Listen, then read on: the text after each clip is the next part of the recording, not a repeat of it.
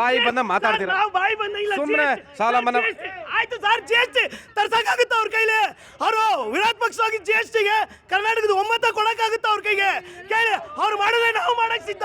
ಎಲ್ಲ ಒಂದ್ ಕಡೆ ಗಾಂಭೀರ್ಯ ಕಳ್ಕೊಂಡಿದೆ ಸರ್ಕಾರ. ಕಾನೂನು ಸರಿಯಾಗಿ ಸ್ಟಡಿ ಮಾಡ್ದಲೆ ಬೇಕಾಬಿಟ್ಟಿ ಜನರನ್ನ ಐ ವಾಷಿಂಗ್ ಅಂತಾರೆ, ಕಣ್ಣು ವರ್ಷಕ್ಕಾಗಿ ಸರ್ಕಾರ ಈ ಕೆಲಸವನ್ನ ಮಾಡ್ತಾ ಆ ಥರ ತಂತ್ರ ನಮಗೆ ಮಾಡಬೇಕಾಗಿರೋಂಥ ಅವಶ್ಯಕತೆನೇ ಇಲ್ಲ. ಮೈಕ್ರೋ ಫೈನಾನ್ಸ್ ಕಿರುಕುಳನ ಸಾರಾ ಸಗಟಾಗಿ ನಮ್ಮ ಸರ್ಕಾರ ಒತ್ತುಬಿಟ್ಟು ರಾಜ್ಯಪಾಲರ ಹತ್ರ ಕೊಟ್ಟಾಗ ಅದು ನ್ಯೂನ್ಯತೆಗಳನ್ನ ಸರಿಪಡಿಸೋಣ. ನ್ಯೂನ್ಯತೆ ಇಲ್ಲದೆ ಯಾರು ಮನುಷ್ಯ ಮಾಡೋಕ್ಕಾಗಲ್ಲ, ಸರ್ಕಾರ ಮಾಡೋಕ್ಕಾಗಲ್ಲ.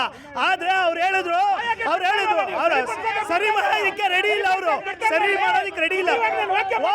ಯಾಕೆ ಸರ್ ಇವ್ರು ವಾಪಸ್ ಕಳಿಸಿದ್ರು? ಯಾಕೆ ವಾಪಸ್ ಕಳಿಸಿದ್ರು ಸರ್? ಅವ್ರು ಹೇಳಿದ್ರು ಬಿಜೆಪಿ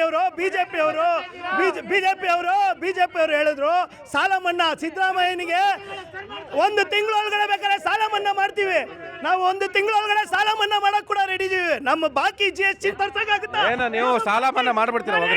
ಬಾಯಿ ಬಂದ ಮಾತಾಡ್ತೀರಾ ಬಾಯಿ ಬಂದ ಇಲ್ಲ ಸುಮ್ಮನೆ ಸಾಲ ಮನ್ನಾ. ಆಯ್ತು ಸರ್, ಜಿಎಸ್ಟಿ ತರ್ಸಕ್ಕಾಗುತ್ತಾ ಅವ್ರ ಕೈಲಿ?